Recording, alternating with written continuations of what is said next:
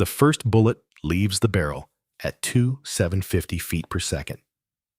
Emma Thorne. Caldwell watches it arc through the Afghan dawn, invisible to everyone but her. In her mind, she tracks every millimeter of its journey, the climb through thin mountain air, the drift as crosswind catches the copper jacket, the inevitable pull of gravity drawing it earthward toward a man who doesn't know he's already dead. 5 seconds of flight time, 5 seconds of perfect mathematics. The Taliban commander drops like a puppet with cut strings. Christ almighty! Commander Jack Morrison's voice cuts through the morning silence rough as gravel. Where the hell did you learn to shoot like that? Emma doesn't take her eye from the loopholed scope. Her finger moves with practiced efficiency, cycling the bolt on her Remington 700, chambering the next round. Even now, even with the target down, she scans for secondaries, for threats, for the next problem that needs solving. My grandfather, sir. Her voice is steady, clinical. Gunnery Sergeant Robert Caldwell, Marine Scout Sniper, Korea, November 1952. Morrison lowers his binoculars. 52 years old, 28 years in the teams, and he's just watched something he didn't think was possible.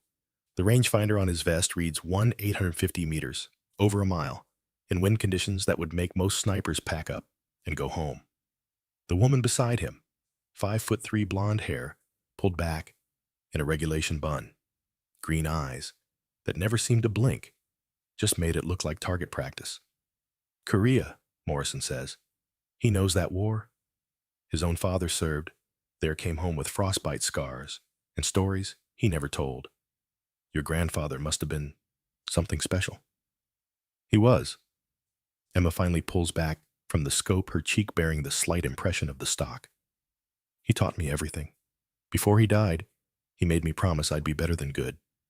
He said good gets you killed in this job. Morrison studies her. Emma Thorne Caldwell, 27 years old, Navy JTAC specialist, Joint Terminal Attack Controller, the person who coordinates airstrikes calls, and the cavalry handles communications. A support role. A safe role. Except nothing about Emma Caldwell fits that description. Her jacket came through channels 2 months ago. 3 years at Marine Scout Sniper School before she transferred to Navy. Graduated top of her class. Qualified on every long-range weapon system in the arsenal. Then she requested JTAC training, and everyone figured she was washing out, moving to something easier. They were wrong. Pack it up, Morrison says. We've got a briefing in 30. Emma's already breaking down her rifle movements, smooth and automatic.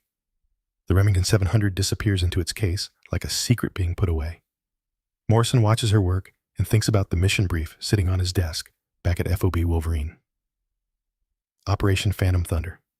A target that's been haunting them for months, and a shot that everyone says can't be made. 72 hours earlier, the briefing room at Forward Operating Base, Wolverine smelled like coffee sweat and the particular kind of tension that comes before bad news. Morrison stood at the front arms crossed, watching his team file in. 8 of his best SEAL Team 5, the ones who'd been with him through Fallujah, through Ramadi, through missions that would never make it into official reports. Chief Petty Officer Garrett McKenzie came in first, 40 years old, and built like a middleweight boxer, carrying the team's SR-25 sniper rifle like it was part of his body. Behind him, the assault team, Petty Officer First Class Hartley, the breacher. Stevens and Martinez, automatic weapons. Young Kowalski, the medic who'd saved 3 lives in a firefight last month. And Emma slipping in last, taking a seat in the back.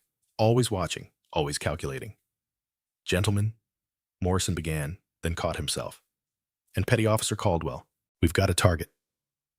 The projector flickered to life. A face appeared on the screen. Middle Eastern man, late 40s, thick beard eyes that held the kind of certainty that made him dangerous. Khalid Durrani, Taliban commander, call sign the Ghost, responsible for 47 coalition deaths over the past 18 months. IEDs, ambushes, coordinated attacks on supply convoys. He's smart, he's careful, and he's been untouchable. Morrison clicked to the next slide. Satellite imagery of a compound in the Peak Valley stone buildings clustered on a ridgeline. Intel confirms he's here. Small security detail, minimal fortifications. He thinks he's safe because of the terrain. Another click. Topographical map. The problem is access. The valley's a kill box. Every approach is exposed. We can't get close without getting shredded. Mackenzie leaned forward. What's the range from feasible overwatch positions? 2,800 to 3,200 meters. Morrison let that sink in. Give or take? Someone whistled low. Mackenzie shook his head. Commander, that's theoretical distance.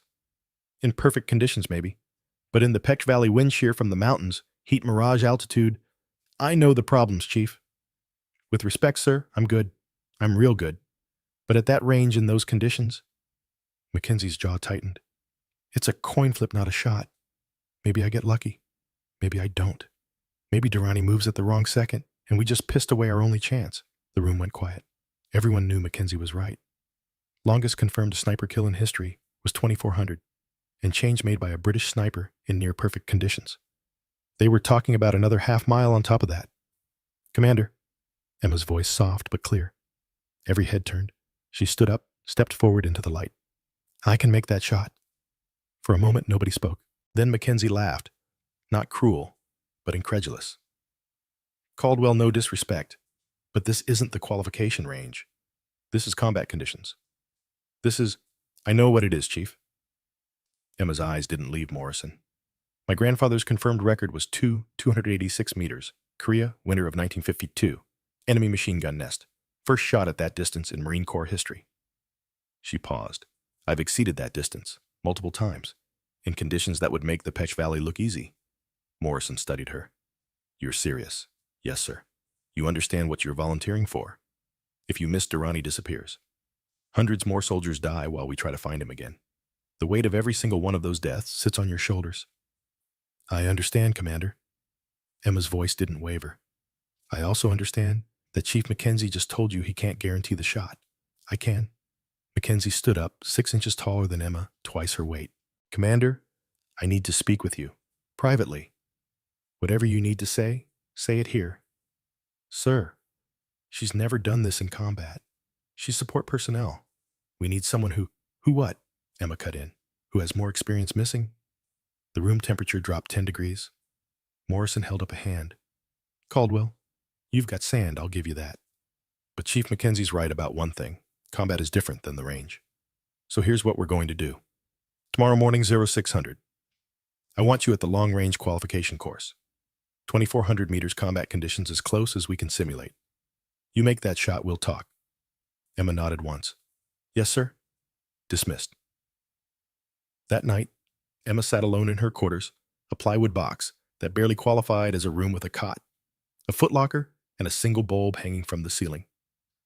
On her cot lay a leather journal, worn soft with age and handling. The pages were yellowed, filled with cramped handwriting and technical diagrams. She opened it carefully, the spine cracking like old bones. Gunnery Sergeant Robert Caldwell. Personal log. Korea 1952. The entries were sparse, clinical. Range estimations. Wind calculations. Confirmed kills logged with the same emotional weight as grocery lists. But 3/4 through the tone changed. November 14th, 1952. Made the longest shot of my career today. 286 yards. Enemy spotter. North Korean, embedded with Chinese forces. Had him dead to rights in my scope. 19 years old, maybe. Scared. Shaking. I had the shot. Perfect conditions. No wind. Clear sight picture. My spotter was calling it in. Take him now. I didn't pull the trigger. Watched him through the scope for 2 full minutes. Saw him realize someone had him zeroed. Saw him make the choice to run instead of calling in our position. He lived. 40 men in my unit lived because he ran instead of radioing. They court-martialed me for it. Failure to engage. Said I compromised the mission. Maybe I did. But some decisions transcend orders. Some mercy is worth the cost. The hardest shot isn't the longest one. It's knowing when not to take it. Emma traced the words with her finger. She'd read this entry 100 times, memorized every word. Her grandfather never spoke about Korea, never told stories about the war. He just took her to the ranch every summer, set up targets at impossible distances, and taught her the mathematics of death. Shooting is just physics, Emma, he'd say, his voice gravelly, from 60 years of cigarettes. Wind speed, air densities, Coriolis effect, spin drift. You account for every variable, you make the calculation, you commit to the solution. Everything else is just noise.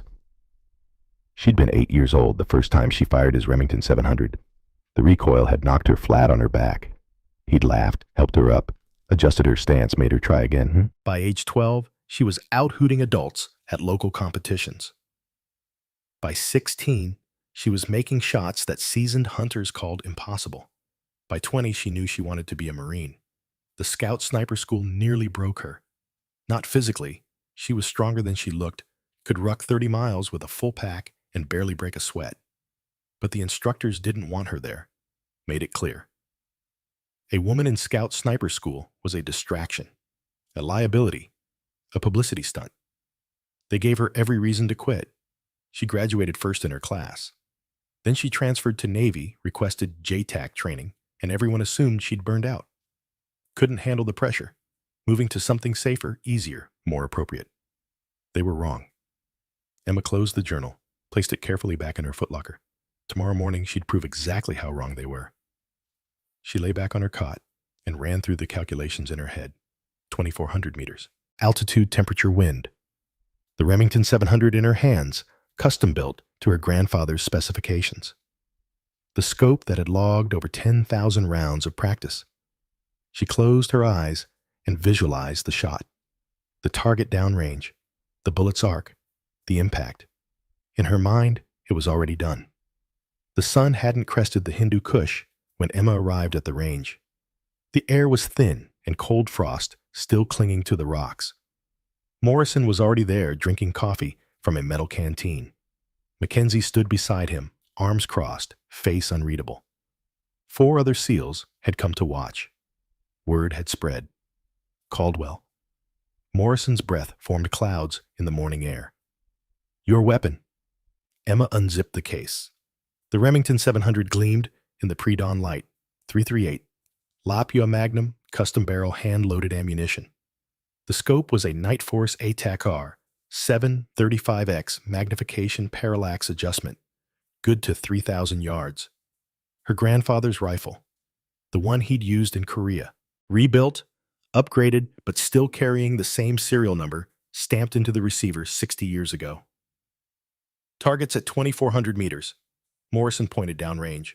Winds variable 8 to 12 miles per hour. Temperatures 43 degrees rising. Humidity's low. You've got 5 rounds. Make them count. Emma nodded. She pulled out a small notebook, started running calculations. The SEALs watched in silence as she worked checking the Kestrel weather meter clipped to her vest, noting wind direction, temperature, barometric pressure. Her pencil moved rapidly across the paper numbers, flowing like water.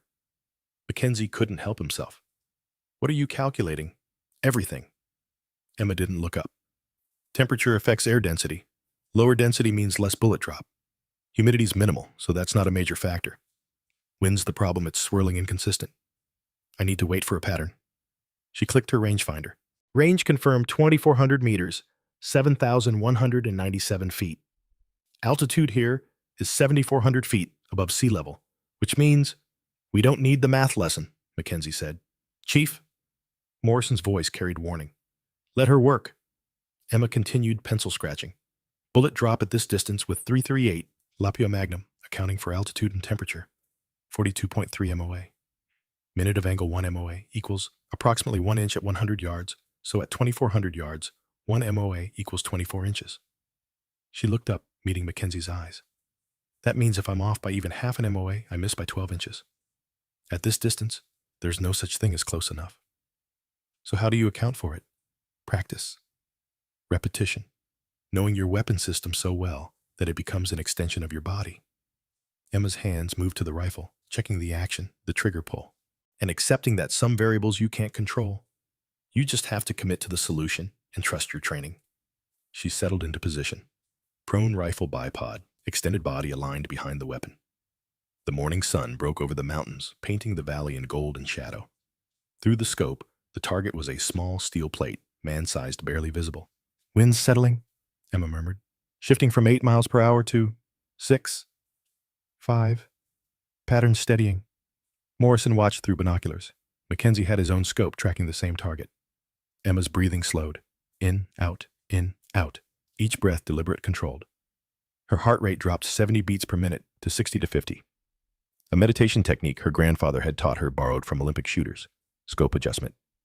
She said quietly, more to herself than anyone else. 42.3 MOA elevation. Wind, 6 miles per hour at 2 o'clock means 4.8 MOA windage correction. Her fingers turned the turrets on the scope. Click, click, click. Each adjustment precise, measured. Ready, she whispered. The world narrowed to the crosshairs. The target was a dot at this distance, barely distinguishable from the rocks around it. Emma's finger found the trigger, a crisp 3.5-pound pull, exactly as her grandfather had said it. She exhaled halfway, held. Between heartbeats, she squeezed. The Remington 700 roared. Recoil punched into her shoulder. She rode it, stayed on target, watched through the scope. 3 seconds of flight time. The bullet drops, a man-height climbs again as the trajectory peaks, then falls toward Earth. Crosswind pushes it right. Spin drift pulls it further. Gravity works its mathematics. The steel plate rang like a bell. Dead center. Holy, one of the SEALs started. Again, Morrison said. Emma cycled the bolt. Chamber another round. Breathe. Calculate. This time, Mackenzie called out a wind shift. Gusting to 10 miles per hour. Variable. Emma adjusted. Waited. The wind was like a living thing, pushing and pulling. She watched the flags downrange, gauged the movement, found the pattern. Shot 2. Another hit. Wind's increasing, Mackenzie called. 12 to 15. Understood. Emma ran new numbers in her head. More windage correction needed. The target was dancing in the mirage now, heat from the rising sun distorting everything. Shot 3. High right by 6 inches. Adjust, Morrison said. Already on it. Emma's fingers moved on the scope. She'd felt that shot go wrong in the moment of trigger press, knew she'd pulled slightly. Minute adjustments. Breathe, reset, shot 4. Dead center. Morrison lowered his binoculars, looked at Mackenzie. Chief. Mackenzie's jaw worked like he was chewing rocks. Commander, one more. Make it hard. Morrison nodded. Caldwell, hold position. We're moving the target. 2 SEALs jogged downrange. They repositioned the steel plate, not just moving it laterally, but setting it at an angle partially concealed behind rocks. Harder to see, harder to hit. When they jogged back, Morrison checked his rangefinder. Range now 2,450 meters. Winds gusting to 18 miles per hour. Target's at a 45-degree angle. You've got 1 round left. Emma pulled back from the scope, blinked, cleared her vision. Picked up the Kestrel. New calculations. The angled target meant reduced surface area, less margin for error. The wind was worse now, inconsistent swirling in the valley. 90 seconds of calculation. Her hand moved across the notebook, numbers flowing. This is the shot, she said quietly. This is the one that matters. She settled back into position. Found the target through the scope, barely visible now, just a sliver of steel behind rock. The wind was chaos, gusting, dropping, gusting again. She needed a window. A moment of calm. 30 seconds passed. 60. Morrison shifted his weight, impatient. Emma waited. Her grandfather's voice in her head. Patience is more important than skill. You can be the best shot in the world, but if you take it in the wrong conditions, you miss. Wait for your moment. It will come. 90 seconds. The wind dropped. 5 seconds of relative calm. Emma's finger found the trigger. Exhale. Hold. Between heartbeats, squeeze. The Remington spoke its truth. 4 seconds of flight. The bullet carved through morning air, climbing its arc, fighting wind and gravity and every force of physics that wanted to drag it down. The steel plate rang, not center mass, but a hit. Solid, confirmed, undeniable. Morrison lowered his binoculars slowly. Turned to Mackenzie. Chief. Mackenzie stared downrange for a long moment. When he spoke, his voice was rough. Commander, she made every shot except one, in conditions that would have had me packing up my rifle. And that last one angled. Target variable wind, I wouldn't have taken it. So she's better than me. Mackenzie looked at Emma, something like respect in his eyes. She's better than anyone I've ever seen. Morrison walked over to where Emma was still prone, still looking through the scope. Caldwell, on your feet. She stood, slinging the rifle across her back.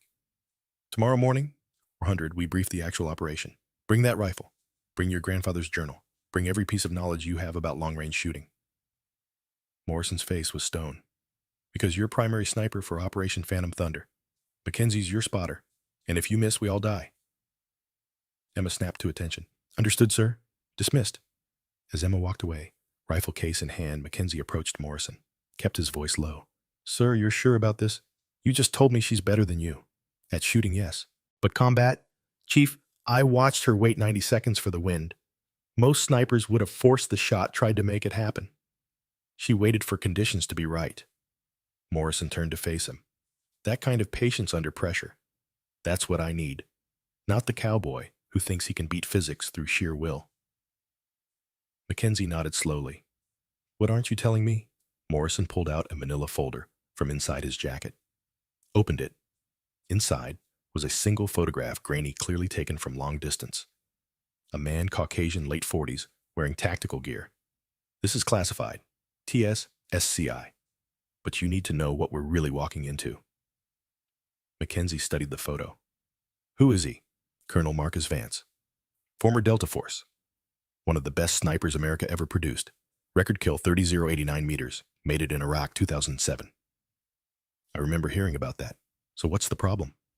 Morrison's voice went flat. Vance went dark in 2009. Declared AWOL, then declared dead when we couldn't find him. Except he's not dead. He's alive, working as a mercenary advisor to the Taliban. And he's the one protecting Khalid Durrani. The pieces clicked together in Mackenzie's head. White Death. The sniper who's killed 15 of ours. That's Vance. Confirmed. 3 days ago, CIA intercepted communications. Vance is in the Peck Valley training Taliban fighters in counter-sniper operations, teaching them everything we taught him. So this whole operation, Durrani is secondary. Durrani is the bait. Vance is the real target. Morrison's eyes were hard as flint. CIA wants him eliminated, quietly. No trial, no publicity, no questions about how an American hero became a traitor. Just a bullet from long distance and a body that never makes it home. And you're sending Caldwell? Vance was trained by the same doctrine as her grandfather. He studied Robert Caldwell's methods, tried to surpass them. When Vance made that 30,089 meter shot, you know what he said? Morrison paused. He said it was dedicated to the memory of Gunnery Sergeant Caldwell. Said he was trying to honor the legacy. Jesus. Emma doesn't know yet. About Vance being American, about his connection to her grandfather's legacy. But she needs to be the one who takes this shot. Morrison closed the folder. Because if anyone can beat Vance at his own game, it's the woman who inherited Robert Caldwell's gift. When do you tell her? Tonight. Private briefing. Just her. Morrison turned back toward the fob. Get some rest, Chief. Tomorrow we start mission prep, and this one's going to get ugly before it's done. That evening, Emma sat in Morrison's office.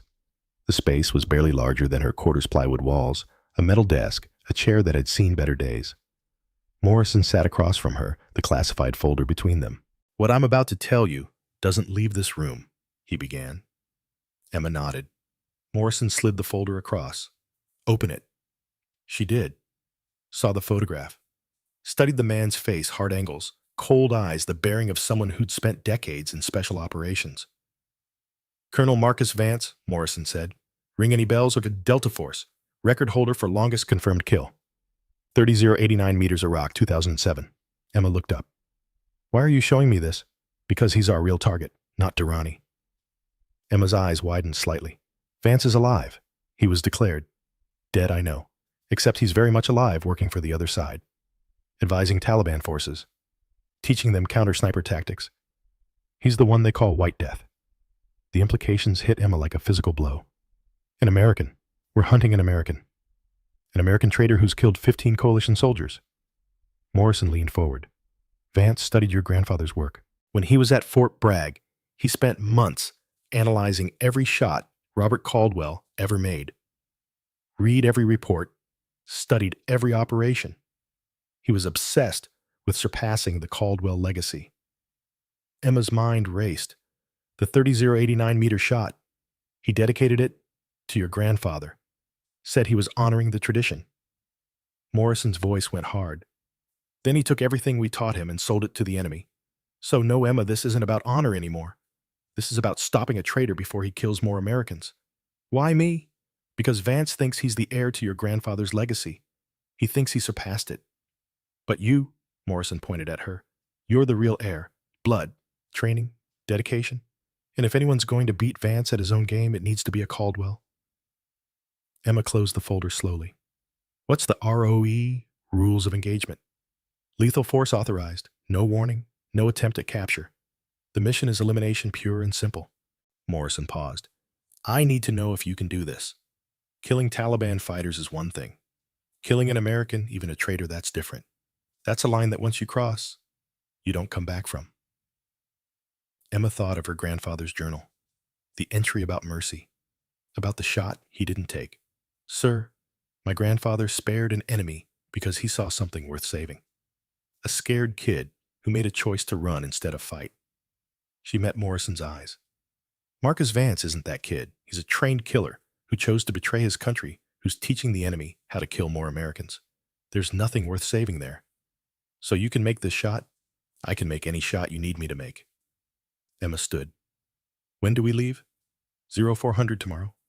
Full mission brief at 0500. Insertion at 23:15. Morrison stood as well. Get some rest. It's a long flight to the Peach Valley. Emma turned to leave, then paused. Commander, can I ask you something? Go ahead. Why didn't you tell me this during the open briefing? Morrison was quiet for a moment. Because the moment the team knows we're hunting an American, everything changes. They start second-guessing. Start wondering if maybe there's another way. Politics and ethics get in the way of what needs to be done. He looked at her steadily. But you needed to know. Because when you're looking through that scope at 3,200 meters, when Vance is in your crosshairs, I need you to understand exactly who you're killing and why. I understand, sir. Good. Dismissed. Emma spent the night preparing her gear with the methodical precision of ritual. Each piece of equipment was checked, double-checked, test-fired, or test-used. The Remington 700 was field-stripped, cleaned, reassembled. Every round of ammunition was inspected, weighed, measured. Her Kestrel weather meter was calibrated. Her rangefinder was tested against known distances. At midnight, she allowed herself one moment of doubt. Sitting on her cot, grandfather's journal in her lap, she wondered what he would think. Would he approve? Would he see this as justice or just another version of the thing that got him court-martialed? She found the entry again. November 14th, 1952. Read it one more time. The hardest shot isn't the longest one. It's knowing when not to take it. But her grandfather had been talking about mercy, about seeing humanity in the enemy, about choosing not to kill when killing would have been easier. Vance had made his choices. Trained Americans, then sold them out. Killed 15 soldiers who trusted their training, their equipment, their intelligence would keep them safe. He'd chosen profit over honor, greed over loyalty. Emma closed the journal. Some mercy is worth the cost, her grandfather had written, but some choices forfeit the right to mercy. She would make the shot. Not for revenge, not for glory, but because it was the right thing to do. Because letting Vance continue would cost more American lives. Because her grandfather had taught her not just how to shoot, but when to shoot. And why. At 0400 hours, she was at the briefing room. Ready. Morrison stood at the front mission map projected on the wall behind him. The team filed in, Mackenzie, Hartley, Stevens, Martinez, Kowalski, 2 other SEALs Emma knew by sight, but not name. All combat veterans. All men who'd seen the worst that war could offer, and her. Gentlemen, Petty Officer Caldwell, this is Operation Phantom Thunder. Wheels up in 6 hours. Questions hold until the end. He clicked through satellite imagery. Target area is here, Peck Valley, Kunar Province. Primary objective, Khalid Durrani, Taliban commander. Secondary objective. He paused, weighing his words. Elimination of high-value target code named White Death. Mackenzie's eyes flickered to Emma. She kept her face neutral. White Death is an enemy sniper. 15 confirmed American kills. Skilled professional, extremely dangerous. Intel confirms he's providing personal security for Durrani. That means we're not just dealing with Taliban fighters. We're dealing with someone who knows exactly how we operate. Morrison clicked to topographical maps. Insertion here, 6 clicks from target. Night movement over rough terrain, 2,400 feet, elevation gain. We establish overwatch position on this ridge at 0430. Observation begins at dawn. ROE is weapons free on all hostile targets. Extraction via Black Hawk at designated LZ time to be determined based on mission completion. He looked directly at Emma. Petty Officer Caldwell is primary sniper. Chief Mackenzie is spotter. Engagement distance is estimated between 28 and 3,200 meters. Questions? Stevens raised a hand. Sir, those are extreme distances. What's our backup if the shot can't be made? There is no backup. We make this shot, or the operation is scrubbed, and we try again in 6 months, assuming Durrani doesn't disappear completely. Morrison's voice went hard. 15 American soldiers have died because of White Death. I'm not interested in trying again. We do this right. We do it now. We do it once. No one else asked questions. They understood. This wasn't a discussion. This was a briefing, and the decisions were already made. Gear up. We leave at 1000. Dismissed. The team dispersed. Emma stayed behind, checking her notes, running final calculations. Mackenzie approached, kept his voice low. You good? I'm good. 28 to 3,200 meters. That's past your longest confirmed. Emma looked up at him. Chief, with all due respect, every record starts with someone taking a shot they've never made before. Mackenzie almost smiled. Fair enough. Just remember, when we're out there, I'm your eyes and ears. You focus on the shot. I'll handle everything else. Copy that. He started to leave, then turned back. Caldwell, for what it's worth, I'm glad you're the one taking this shot. Why? Because I watched you wait 90 seconds for the wind. Most snipers can't do that. They get impatient, force it miss. But you? He shook his head. You've got ice water in your veins. That's what we need out there. After he left, Emma sat alone in the empty briefing room. The map of Peck Valley glowed on the wall, topographical lines, showing the mountains, the valley, the impossible distance between her and the target. She thought about her grandfather, about Korea in 1952, a young Marine with a rifle and a choice, about Vance, obsessed with surpassing a legacy he didn't truly understand, about herself, 27 years old, carrying the weight of 15 dead Americans and one shot that could end it all. The mathematics were clear. Range, wind temperature, humidity, Coriolis effect, spin drift. Variables that could be measured, calculated, accounted for. But there was one variable that couldn't be quantified, the moment when metal met flesh, when a bullet ended a life, when a decision became irrevocable. Her grandfather had chosen mercy. Vance had chosen betrayal. Emma Thorne Caldwell would choose justice. She closed her notebook, shouldered her rifle case, and walked out into the Afghan morning. The sun was rising over the Hindu Kush, painting the mountains in shades of gold and blood. Somewhere in the Peck Valley, Marcus Vance was watching the same sunrise, planning his next kill, training the next generation of fighters who'd kill more Americans. In less than 24 hours, one way or another, that would end. Emma had never been more certain of anything in her life. The shot was already made. She just had to deliver it. The Black Hawk's rotors beat the air like a giant's heartbeat, steady and relentless. Emma sat in the jump seat rifle case between her knees, watching the Hindu Kush slide past below. The mountains looked like the spine of some ancient creature, jagged and unforgiving valleys carved deep where rivers had spent millennia cutting stone. 23:15 hours? Full dark. The cabin was lit only by red lights that preserved night vision, casting everyone in shades of crimson. Morrison sat across from her, eyes closed, but she knew he wasn't sleeping. Next to him, Mackenzie checked and rechecked his gear with the obsessive precision of a man who'd stayed alive through attention to detail. The other SEALs were quiet, each man locked in his own pre-mission ritual. Hartley-mouthed, silent prayers. Stevens cleaned his weapon for the third time. Martinez stared at a photograph Emma couldn't see. Kowalski, the medic, inventoried his aid bag one more time, fingers moving through bandages and tourniquets like a pianist warming up. 5 minutes, the crew chief called out. Morrison's eyes opened. He looked at each member of his team, making eye contact, getting the nod. When he got to Emma, he held her gaze for a moment longer than the others. She nodded once. Ready. The Black Hawk banked hard, dropping altitude. Emma's stomach rose as they descended the valley walls, rushing up to meet them. The pilots were flying NOE nap of the Earth, staying low to avoid radar detection.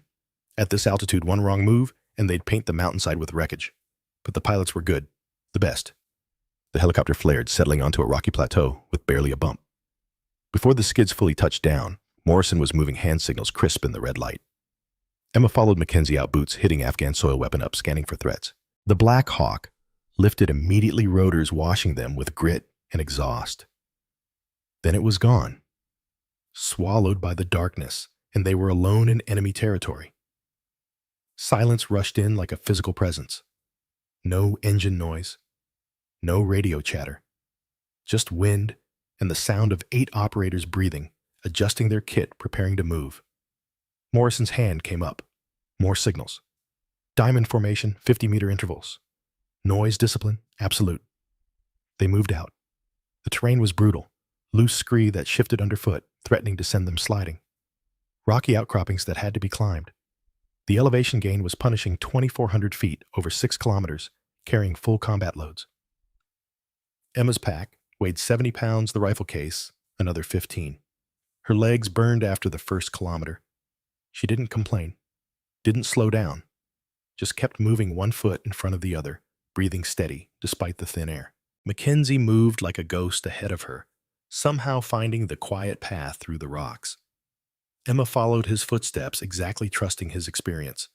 Behind her, Hartley maintained interval weapon at low ready, covering their 6. 2 hours of climbing, no talking, hand signals only. Once Morrison raised a fist, and everyone froze. Emma's heart hammered as she scanned the darkness through her night vision goggles. The world was rendered in shades of green, flat, and surreal. After 30 seconds, Morrison moved again. False alarm. At 0430, they reached the overwatch position. The ridge was perfect, a rocky outcropping that gave them clear sight lines down into the valley while providing cover and concealment. Morrison positioned the team assault element further back, ready to provide security. Emma and Mackenzie moved to the lip of the ridge, began setting up their hide site. Mackenzie worked fast, stringing camouflage netting, arranging rocks to create a low berm. Emma unpacked the Remington 700, assembled it with practiced efficiency. Every movement was deliberate quiet. The Barrett M82A1 came out next, the backup weapon, a 50 caliber monster that could punch through engine blocks. Radio check, Morrison whispered into his mic. One by one, the team confirmed comms. Emma keyed her mic twice. Good copy. All stations Reaper 6. We're set. Maintain noise discipline. Caldwell Mackenzie begin observation at first light. Everyone else rest rotation. 4 hours on, 4 hours off. Emma settled into position behind the Remington idoscope. Couldn't see anything yet, too dark even with night vision. But she could feel the valley below, could sense the distance. She pulled out her Kestrel weather meter, took readings. Temperature 43 degrees and dropping. Wind calm for now, but that would change with sunrise. Humidity low, barometric pressure. Noting the altitude, she opened her small notebook, began logging data. Mackenzie watched, sipping water from his camelback. How you holding up? He whispered. Good. That climb was a bitch. Yes, it was. He almost smiled. You don't say much, do you? Not much to say. Emma checked her watch. 0500. An hour until first light. Chief, get some rest. I'll maintain watch. You sure? I'm not sleeping until this is done. Mackenzie studied her face in the darkness, nodded. Wake me at first light, and Caldwell, don't do anything heroic. We take this slow. We take it smart. Copy that. He moved back 10 feet, settled against a rock, and was asleep within minutes. Emma envied that ability. Her own mind was racing, running calculations, playing out scenarios. What if the wind was too variable? What if Vance didn't show? What if she missed? She pushed the thoughts away, focused on breathing, on the present moment, on the rifle in her hands, in the valley below. Her grandfather's voice came to her memory, as clear as if he was sitting beside her. Fear is just another variable, Emma. You account for it, adjust for it, move on. The shot doesn't care if you're scared. Physics doesn't care. So breathe, calculate, commit. The eastern sky began to lighten. Not sunrise yet, but the deep black fading to charcoal. Emma watched the valley emerge from darkness like a photograph developing. Stone buildings became visible first, then the compound walls, then individual features. Chief, she whispered. First light. Mackenzie was awake instantly, moving to position beside her with the spotting scope. Together they glassed the target area. The compound was exactly as the intel photos showed. 2-story stone building, flat roof, surrounded by a wall, maybe 8 feet high. 4 guards visible on the walls, More movement inside the courtyard. 2 technical trucks. Toyota pickups with machine guns mounted in the beds. Range, Mackenzie said quietly. Emma used the laser rangefinder careful to keep the beam from hitting anything reflective. 2,847 meters, 8,541 feet. Wind? She checked the Kestrel. 6 miles per hour variable. Direction? Shifting between 2 and 3 o'clock. Temperature? 51 degrees, rising fast. Mackenzie made notes in his own book. Okay, we're looking at significant heat mirage in about 2 hours. Temperature differential between us and the valley floor is going to create distortion. Emma nodded. She'd accounted for that. The morning window would be best, after the light was good enough to see clearly, before the heat built up enough to shimmer the air. Movement, Mackenzie said. 2nd floor balcony. Emma swung the Remington onto target. Through the Night Force scope, at high magnification, a man appeared. Middle-aged beard, traditional Afghan clothing. Drinking from a small cup. Tea, probably. That's him, she breathed. That's Durrani. Confirm. Target identified. Mackenzie keyed his radio. Reaper 6 Shadow 2. Primary target spotted. 2nd floor balcony. Morrison's voice came back calm and controlled. Copy. Stand by. Looking for White Death. Emma shifted her scan, checking the surrounding buildings, the ridgelines. Somewhere out there, Marcus Vance was watching. Waiting. She could feel it an itch between her shoulder blades, the sensation of being in someone else's crosshairs. Chief, she said quietly, he knows we're here. How can you know that? Because this is what I do. Set up the primary target as bait. Wait for the sniper to reveal position. Then take them out. Emma's eyes never stopped moving, scanning, searching. Vance studied my grandfather's tactics. This was one of them. Mackenzie went very still. Are you saying we're in his trap? I'm saying he's good enough to predict where we'd set up Overwatch. And he's patient enough to wait for us to commit. Reaper 6 Shadow 2, Mackenzie said into his radio. Caldwell advises possible counter-sniper trap. Request permission to relocate. Static. Then Morrison. Negative. Too exposed to move now. We stay put. Find Vance before he finds us. Emma increased her scanning pattern. Not just the obvious positions, the facing ridgelines, the high ground. Vance would know those were obvious. He'd set up somewhere unexpected, somewhere with clear sight lines, but from an angle no one would anticipate. The sun crested the mountains. Golden light flooded the valley, harsh and beautiful. Shadows became knife-edged. Every rock stood out in sharp relief, and then she saw it. Contact. Her voice was barely a whisper. Adjacent ridge, 11 o'clock, 3,100 meters. Mackenzie swung his spotting scope. I don't see. Watch for sun glint. He's got a scope, and the angle is there. A flash. Brief, just a fraction of a second. Sunlight catching glass. I see him, Mackenzie breathed. Jesus, that's a hell of a position. How did you? It's what my grandfather would have chosen. Emma was already running calculations. New range, different angle. Wind would be affected by the cross-valley currents. Range to secondary target, 3,112 meters, 9,336 feet. Emma's mind raced through the ballistics. Longer range meant more bullet drop, more wind drift, more time for variables to affect the shot. The .338 Lapua Magnum could reach that far, but accuracy would be degraded. Margin for error measured in inches. I have the shot, she said. Difficult, but achievable. Shadow 2 to Reaper 6. Secondary target acquired. Adjacent ridge range 3112. Caldwell has the shot. Can she take it? Mackenzie looked at Emma. She looked back, utterly calm. Affirmative. She's got it. Stand by. I'm going to... The transmission cut off. Not static. Just silence. Then the sound reached them. A flat crack echoing across the valley, unmistakable. High-powered rifle. Contact, someone yelled. Morrison's voice. Sniper, everyone down! Emma's heart rate spiked. She shifted her aim, trying to locate the shooter. But Vance had already moved. She knew it. That shot was fired from a position he wouldn't use twice. Shadow 2 Reaper 6, report. 1 round fired. Missed the commander by maybe 18 inches. Vance is mobile. We've lost visual. Emma scanned frantically. Where would he go? Where would she go? The answer came immediately closer. Close enough that the next shot wouldn't miss. Chief, he's relocating to improve his angle. Probably cutting the range by 500, maybe 800 meters. Look for positions between 23 and 2,500 meters out. Mackenzie swept the valley with his scope. There. 10 o'clock lower ridge. I've got movement. Emma shifted. Caught a glimpse of something fabric maybe, or the stock of a rifle. Then nothing. I don't have a clear shot. He's playing smart, moving position to position, never exposing himself. Mackenzie keyed the radio. Reaper 6 Shadow 2. Vance is closing range. Estimate 2,400 meters current position. We're weapons tight, no clear shot. Copy. We're engaging targets in the compound. Taking fire from multiple positions. Taliban forces moving in from 3 approaches. The situation was deteriorating fast.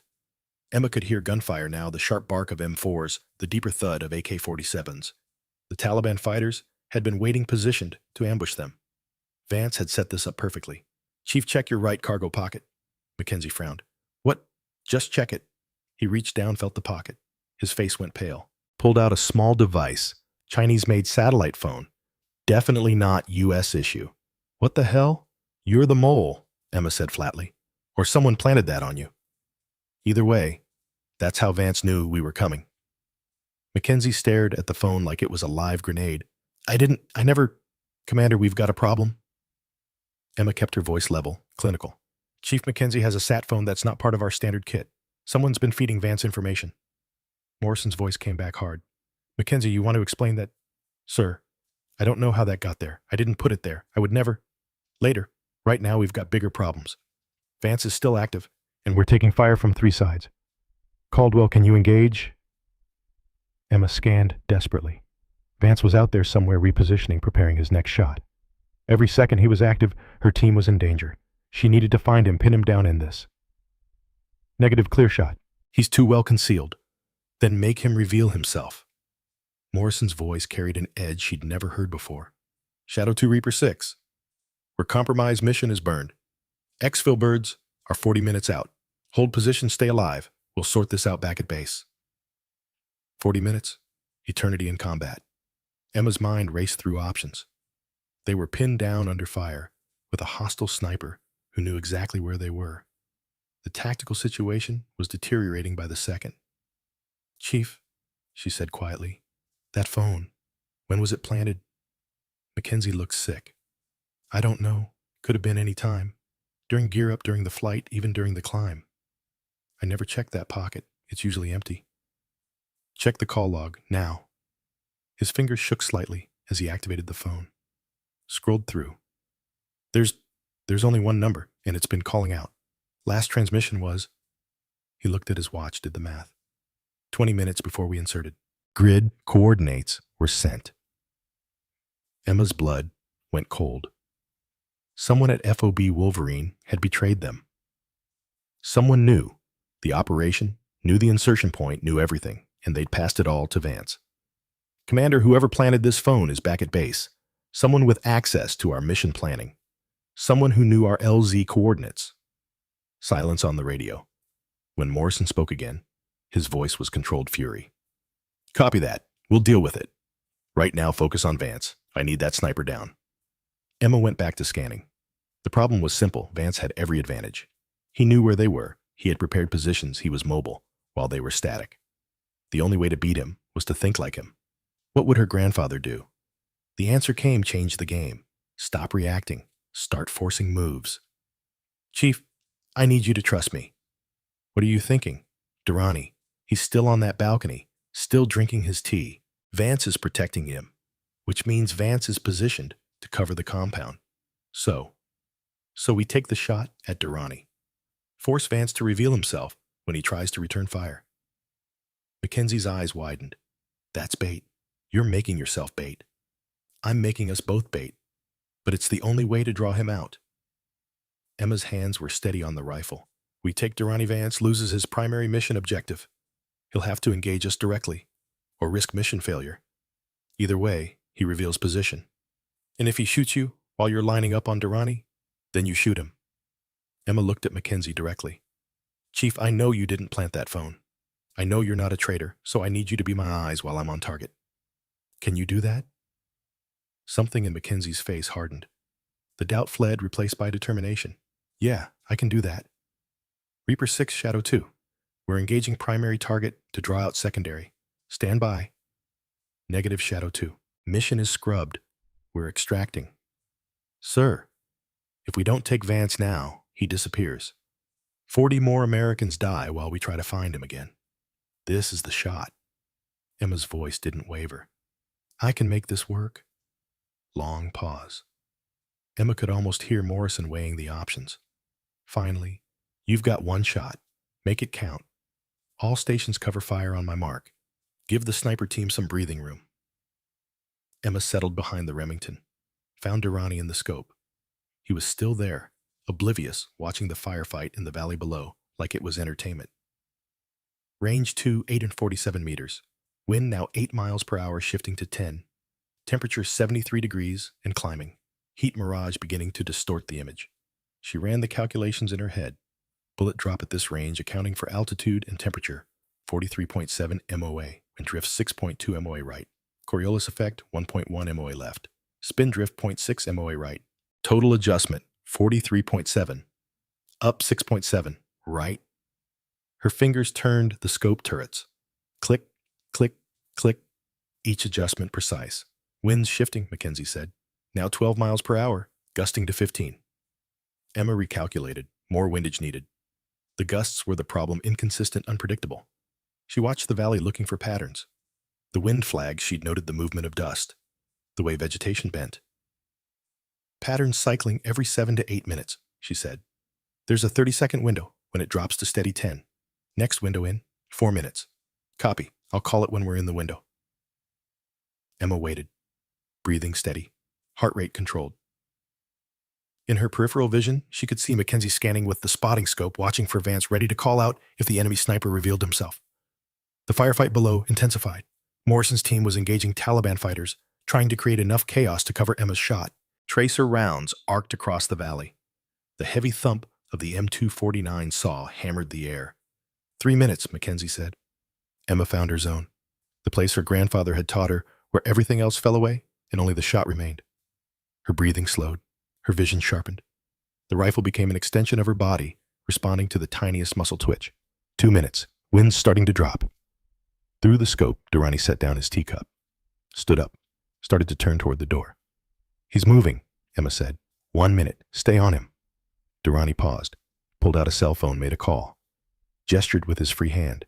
He was right there, perfectly positioned. But if he went inside, they'd lose the shot entirely. 30 seconds. Winds at 12, dropping to 10, 9, 8. It's settling. Emma's finger found the trigger. 3.5 pounds of pressure. Smooth, steady. Windows open. Send it. Durrani was talking on the phone, animated, unaware. Emma exhaled halfway, held. Her heart beat once, twice. Between the beats, in the eternal moment of stillness, she squeezed. The Remington roared. Recoil hammered her shoulder. She rode it, stayed on target, through the scope.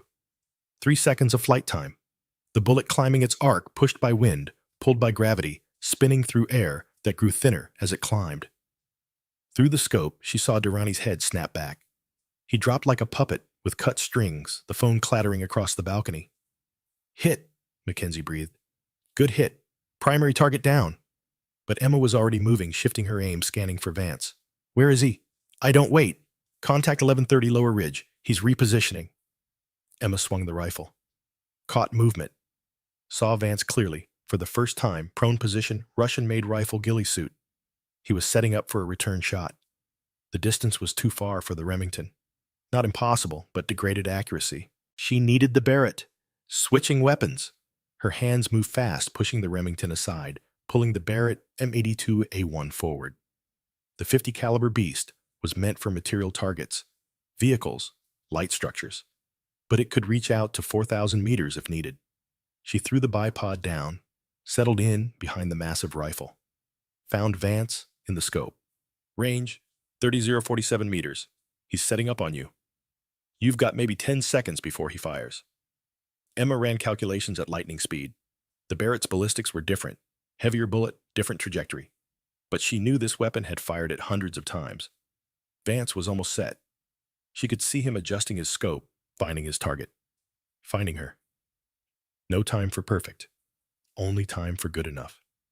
Emma settled her breathing, aimed, trusted her instinct more than her calculation, squeezed.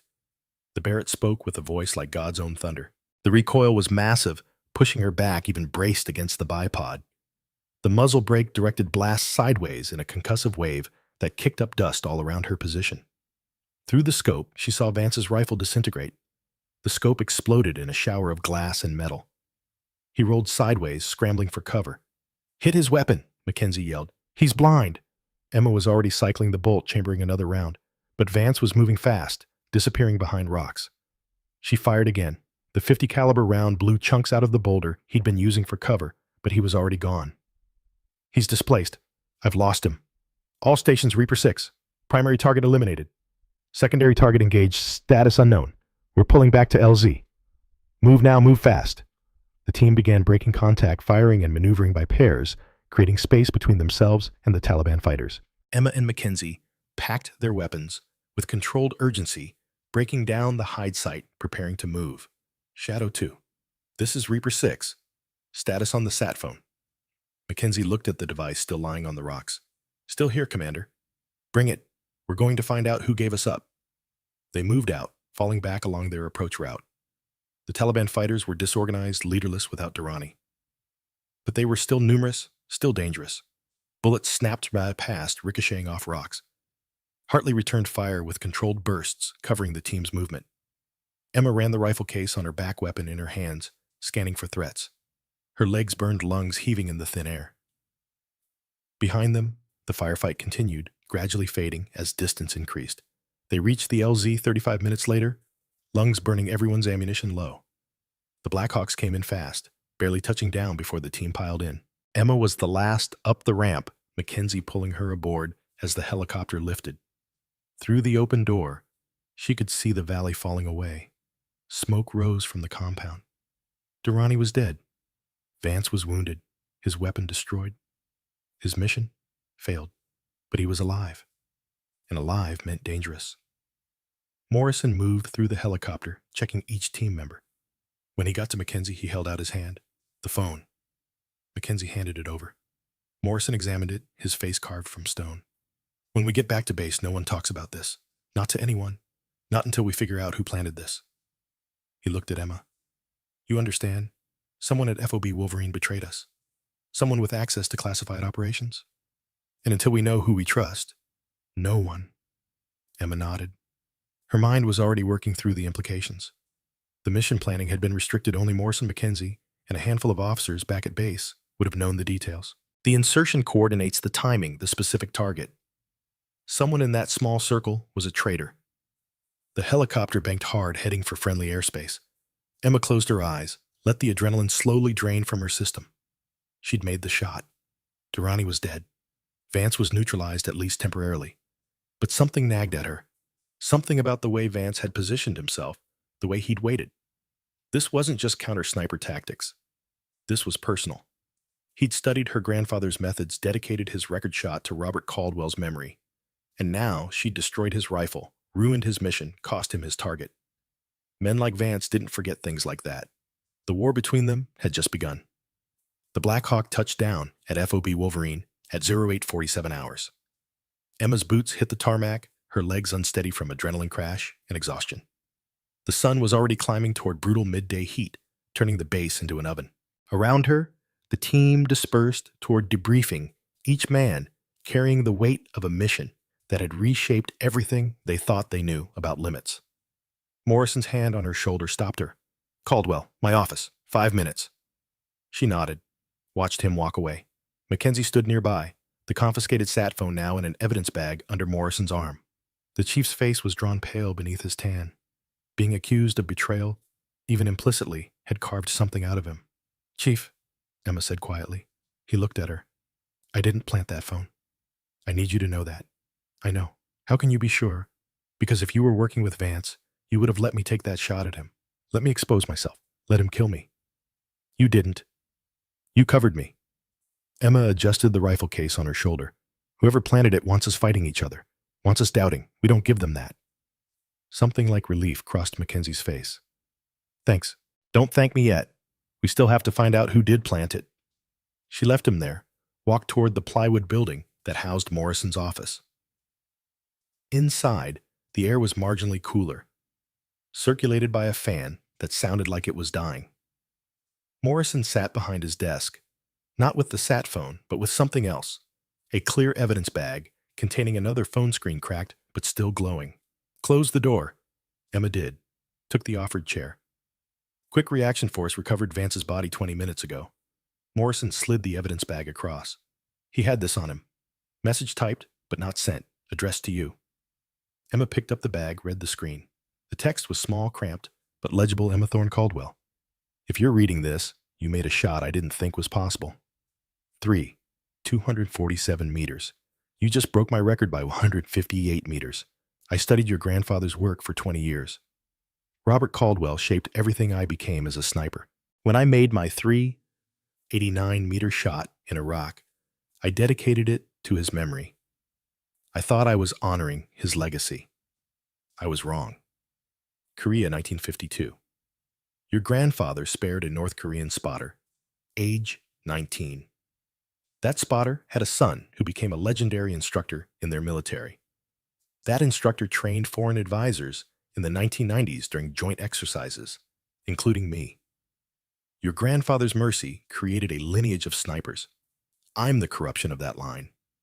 I took everything he taught through that lineage, through studying his methods, and sold it for money, for pride, for proving I could surpass the legend. But I never understood what made him legendary. It wasn't the distance. It was the judgment. The mole at FOB Wolverine isn't Mackenzie. He's just a patsy. The real traitor is Colonel Augustus Stanton. He's been selling intel for 3 years. Payment, $8.7 million offshore accounts. Gambling debts and blackmail drove him to it. Stanton will kill you all to protect himself. He planted that phone on Mackenzie during final gear check. He warned me you were coming. He's been running this operation from the start. You're the true heir to Robert Caldwell's legacy. Don't let Stanton corrupt it the way I did. Your 247-meter shot just proved who the real master is. Your grandfather would be proud. Marcus Vance. Emma read it twice. Her hands were steady, but her mind was racing through implications, connections, threats. Is it credible? She asked. CID is checking Stanton's financials now. But yeah, everything Vance said matches patterns we've been seeing. Morrison's jaw tightened. 11 operations compromised in 6 months, every single one after Stanton arrived. The timing is perfect. If Stanton knows we're looking at him, he'll run or eliminate witnesses. Morrison leaned forward, which is why we're moving fast. CID is preparing arrest warrants as we speak. But Caldwell Stanton doesn't know about this message yet. Vance never sent it. We recovered it from his body. That gives us an advantage. What do you need me to do? I need you to act normal. Go to the debriefing at 1400 hours. Don't let Stanton know we're on to him. Let him think we're still chasing ghosts. Morrison's eyes were hard. CID will move tonight, 0200 hours. Quietly. By morning this will be over. Emma nodded, but her instincts were screaming. Men like Stanton didn't survive 4 decades in special operations by being oblivious. If he sensed even the slightest shift in how people looked at him, how they acted around him, he'd know. Sir, what if he runs before then? All exits are monitored. He's not leaving this base without us knowing, unless he has help we don't know about. Morrison was quiet for a moment. Then we deal with that when it happens. For now, get some rest. You look like hell. With respect, sir, so do you. He almost smiled. Dismissed. Her quarters felt suffocating. Emma stripped off her gear, each piece placed exactly where it belonged. The Remington 700 went into its case after a thorough cleaning. The rifle was perfect. It always was. She had 4 hours before debriefing. Should sleep. Couldn't. Instead, she pulled out her grandfather's journal. Found the entry from December 1952. 2 weeks after the shot he didn't take. They found the spotter I let go. Dead. Executed by his own officers for desertion. He'd been 19 years old. Had a wife and infant son back in Pyongyang, according to the intel boys. I told myself mercy was worth the cost. Maybe it was. Maybe it wasn't. But I'll never know if sparing him saved lives or just prolonged his suffering. All I know is I made a choice, and a 19-year-old kid died anyway, just slower and more painfully than if I'd pulled the trigger. War doesn't have clean answers, just choices and consequences. Emma closed the journal. Her grandfather's mercy had created a lineage. That spotter's son became an instructor, trained Marcus Vance, and Vance had killed 15 Americans. The chain of consequences stretched across 60 years and an ocean. But Vance was dead now.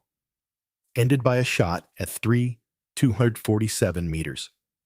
A shot her grandfather could never have imagined when he'd built this rifle, when he'd taught her the mathematics of death. She lay back on her cot, closed her eyes. Sleep came in fragments broken by images. Vance in the courtyard. The Barrett's recoil. The impossible arc of the bullet. The impact that ended a man who'd spent 20 years trying to surpass a legacy he never understood. At 13:45 hours, she gave up. Splashed water on her face. Headed to the briefing room. The team was already assembled. Morrison stood at the front face carved from granite. Mackenzie sat in the front row, cleared now, but still carrying the weight of accusation. The rest of the SEALs scattered throughout the room, their usual camaraderie strained by suspicion and exhaustion. And standing against the back wall, in crisp ACUs despite the heat, Colonel Augustus Stanton. Emma studied him as she entered. 61 years old, silver-haired ramrod posture. His chest bore rows of ribbons, bronze stars, Purple Hearts, campaign medals from Grenada to Iraq, 4 decades of service of sacrifice of leadership, or 4 decades of building the perfect cover. Gentlemen, Petty Officer Caldwell. Morrison's voice cut through the murmuring. Operation Phantom Thunder is officially closed. Primary target, Khalid Durrani, is KIA, confirmed by drone surveillance and ground recovery. Secondary target, Marcus Vance, is also KIA. Confirmed kill at range of 3,247 meters. The room went absolutely silent, then erupted. 3,200? That's over 2 miles. How is that even possible? Morrison raised a hand. Silence crashed down. Petty Officer Caldwell made the shot with a Barrett M82A1, accounting for extreme wind conditions, heat mirage, and terrain. The kill is confirmed verified and will be submitted for record certification. He looked directly at Emma. Longest confirmed combat kill in United States military history. Previous record was 30,089 meters. Caldwell exceeded it by 158 meters. Every eye turned to her. Emma kept her face neutral, but she could feel the weight of it. Not pride, not satisfaction. Just the knowledge that mathematics and training and her grandfather's legacy had converged in a single moment of perfect execution. Now, Morrison continued, about the compromised operation. He pulled up the image of the sat phone found on Mackenzie. This device was used to transmit our insertion coordinates to enemy forces. Someone planted it. Someone betrayed this operation. CID is investigating, and every person associated with this mission is under scrutiny until we find answers. Colonel Stanton stepped forward. Commander Morrison, if I may. Morrison gestured for him to continue. This is a serious breach, but we must handle it carefully. Whoever did this is watching, gauging our response. We need to be methodical, thorough, and above all patient. Rushing to judgment will only... With respect, Colonel, Emma said, her voice cutting across the room. Everyone turned. Being patient is how we got 15 Americans killed by Vance. Being methodical is how the mole operated for 6 months. Maybe what we need is decisive action. Stanton's eyes found her, measured her. Petty Officer Caldwell, the sniper, that was extraordinary work today. Just doing my job, sir. A job you did exceptionally well. 3,247 meters. That's beyond exceptional. That's historic. Stanton's smile didn't reach his eyes. Tell me, how did you calculate for the extreme range? Most snipers would have considered it impossible. The question seemed innocent, but Emma felt the probe in it, the way he was testing her, evaluating her as a threat or an asset. The Barrett has sufficient muzzle velocity to reach that distance. The 50 BMG round maintains enough energy even at extreme range. I calculated for bullet drop 56.8 MOA wind drift at 14.2 MOA Coriolis effect, and the fact that the round would be subsonic at impact, which affects terminal ballistics. The math was complex, but achievable. And you had time to make all those calculations while Vance was moving? I had 3 seconds, sir, which is all I needed. Stanton nodded slowly. Your grandfather would be proud. Robert Caldwell was a legend. Korea 1952. His methods are still taught today. He paused. In fact, I believe Marcus Vance studied those methods extensively, tried to surpass them. Must have been personal, taking him down. Emma held his gaze. It wasn't personal, sir. It was operational. Vance was a threat. I neutralized that threat. The fact that he studied my grandfather's work is irrelevant to the mission requirements. Of course. Stanton turned back to Morrison. Commander, continue your investigation. You have my full support and cooperation. I'll make myself available to CID whenever required. He moved toward the door, paused, and Commander, be very careful who you trust. Betrayal often comes from unexpected directions. After he left, the tension in the room was palpable. Morrison continued the briefing, walking through timeline, asking each team member to account for their movements during pre-mission prep. Emma listened, but her mind was elsewhere. Stanton had been probing, testing to see if she knew something. The way he'd asked about her calculations about the personal nature of the shot about her grandfather. He was looking for tells for any indication that she suspected him. The debriefing broke up at 16:30 hours. Emma was heading back to her quarters when footsteps approached from behind. Petty Officer Caldwell? She turned. Major Reeves, thin and angular intelligence officer's eyes missing nothing. Walk with me. It wasn't a request. Emma fell into step as he led her away from the main buildings toward the perimeter fence, where guard towers overlooked the valley. That was an impressive performance, Reeves said, standing up to a full colonel. Not many junior enlisted have that kind of spine. I answered his questions honestly, sir. You did more than that. You challenged him, pushed back. Reeves stopped at the fence, looking out over the mountains. Tell me something. What did you think when Stanton was asking about your grandfather? Emma considered her answer carefully. I thought he knew, but more than he should. And I wondered why he was so interested in whether the shot was personal. Smart. Reeves turned to face her. Here's what I'm going to tell you, and this conversation never happened. Understand? Yes, sir. Augustus Stanton has been at this base for 6 months. In that time, 11 operations have been compromised, targets that vanished before we hit them, ambushes that shouldn't have been possible, 15 American casualties that could have been prevented. Reeves' voice was clinical flat. Every single compromised operation had one thing in common. Stanton had access to the planning. Emma's pulse quickened. You think he's the mole? I know he's the mole. But I can't prove it, not yet. CID is working the financial angle tracing accounts following money trails, but that takes time. He met her eyes. How much did Morrison tell you about Vance's phone? Everything, sir? Then you know Vance fingered Stanton. That gives us probable cause, but we need more. We need evidence that will hold up in a court-martial, which means we need to be very, very careful about how we proceed. Reeves glanced back toward the buildings. Stanton is a survivor, 4 decades in special operations. If he even suspects we're closing in, he'll run, or he'll destroy evidence, or he'll eliminate threats, Emma finished. Exactly. When is CID moving? 0200 hours. Quiet arrest, minimum personnel. By morning, it should be over. Reeves pulled out a small device, looked like a pen. But if something goes wrong, if Stanton makes a move before, then I need you to have this. Recording device. If he approaches you, if he tries to silence you or recruit you or anything else, you wear this. Get him talking. Get evidence. Emma took the device. Sir, you're asking me to investigate a superior officer without authorization. I'm asking you to protect yourself and gather evidence if an opportunity presents itself. There's a difference. Reeves started walking back. Get some rest, Caldwell. Tonight might get interesting. Emma returned to her quarters, the recording device in her pocket. She clipped it to her shirt collar, hidden under the fabric, just in case. The hours crawled. She lay on her cot, watching the ceiling running through scenarios. If Stanton ran, where would he go? If he fought, how would he do it? If he knew they were coming, what would his response be? At 0200 hours, someone pounded on her door, urgent, aggressive. Emma was up instantly, weapon in hand. Identify. Mackenzie. Emma, we've got a situation. Stanton knows. She opened the door. Mackenzie looked like death. Behind him, Morrison, fully armed, tactical vest on weapon, at low ready. CID went to arrest Stanton at Era 145, Morrison said. His quarters are empty. Personal effects gone. He ran. How did he know? We think he has someone inside CID, or he's been monitoring communications. Doesn't matter now. Morrison checked his watch. But he hasn't left the base. All exits are locked down, guards doubled. He's trapped here somewhere. Where would he go? Emma asked. Armory, Mackenzie said. He'd need weapons, ammunition, supplies for an escape. We've got teams searching, but an explosion rocked the base. Not close, but big. The building shook. Fire alarms started wailing. Morrison's radio crackled. All stations, this is TOC.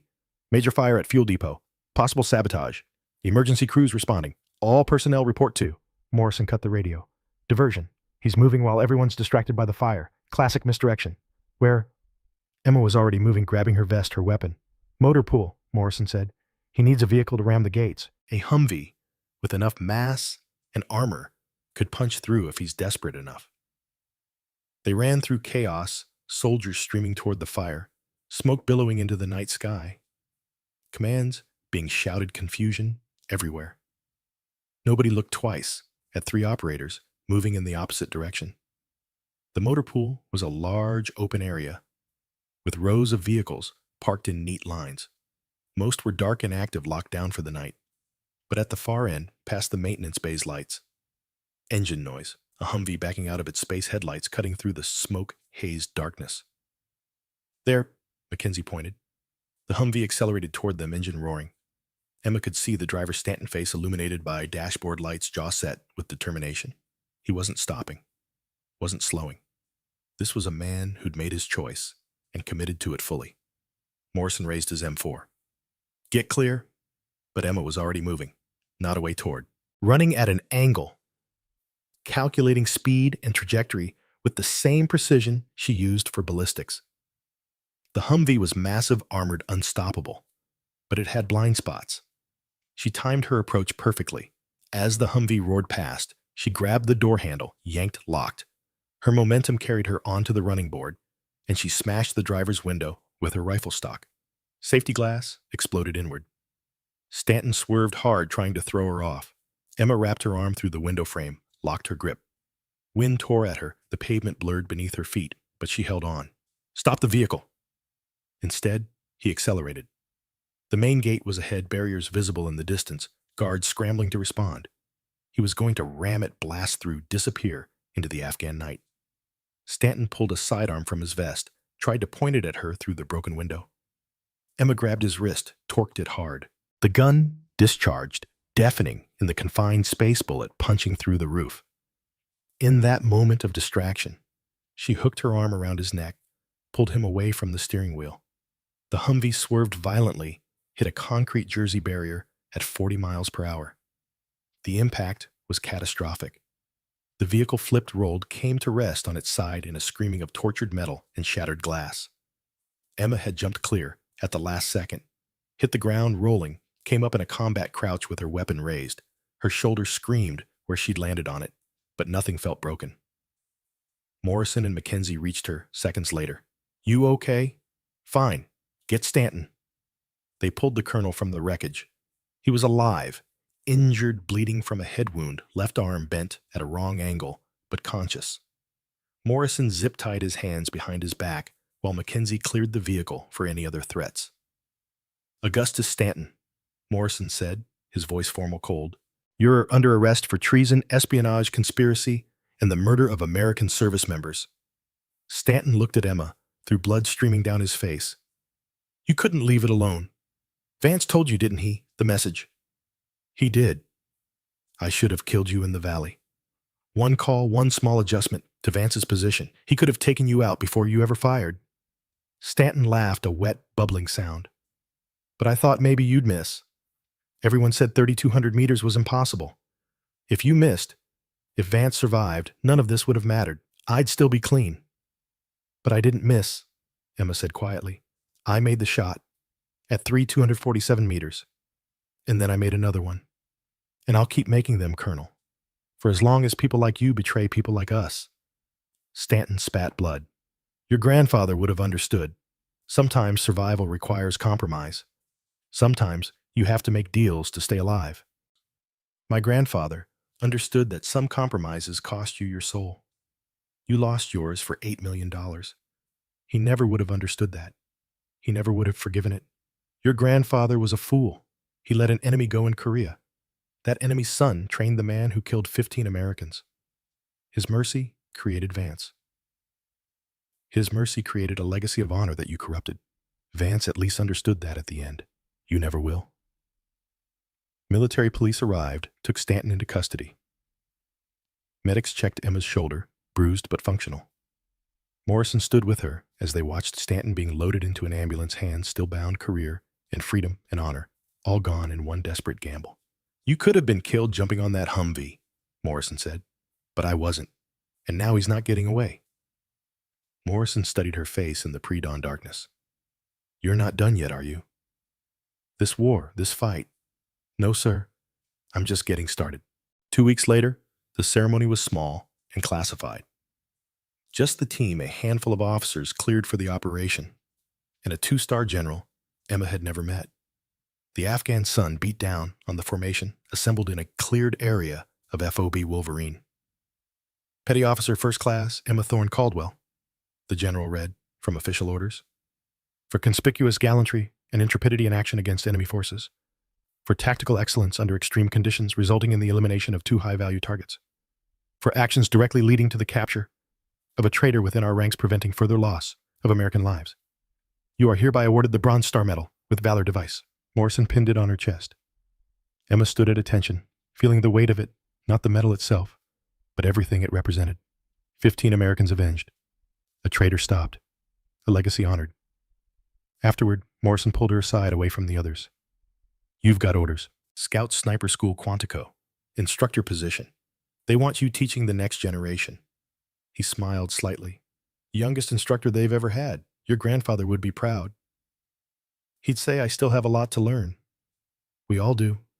But that shot 247 meters combat conditions extreme range. That's going in the history books, Caldwell.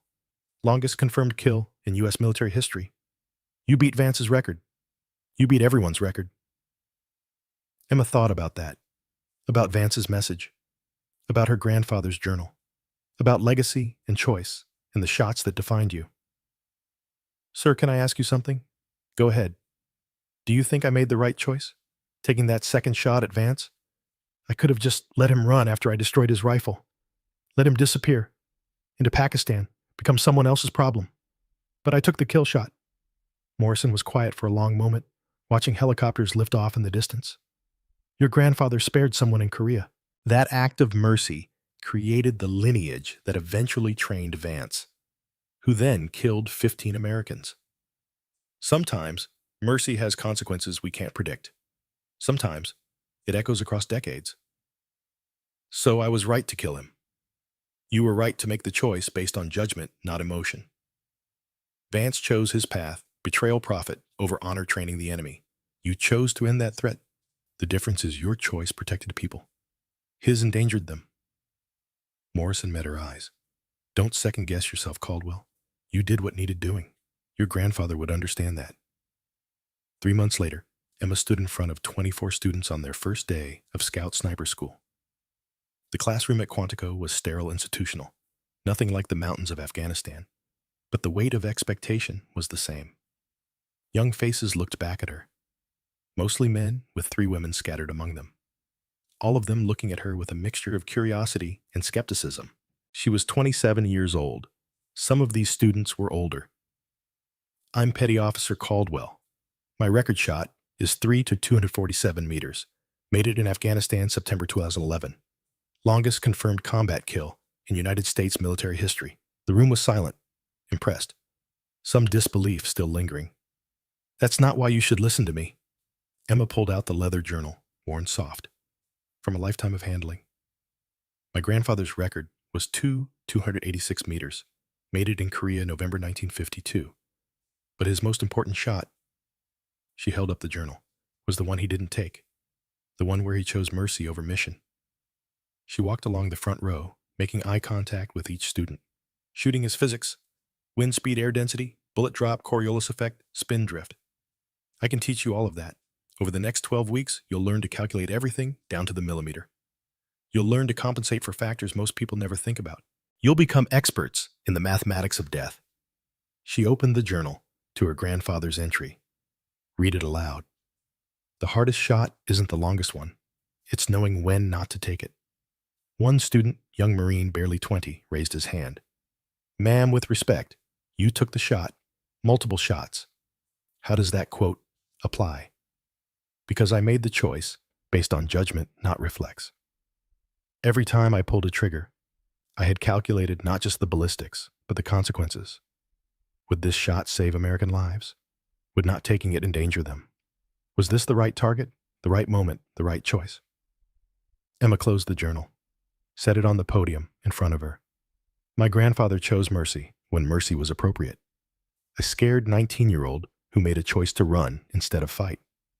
I chose justice when justice was necessary. A traitor who had killed 15 Americans and would have killed more. Both decisions required the same skill judgment.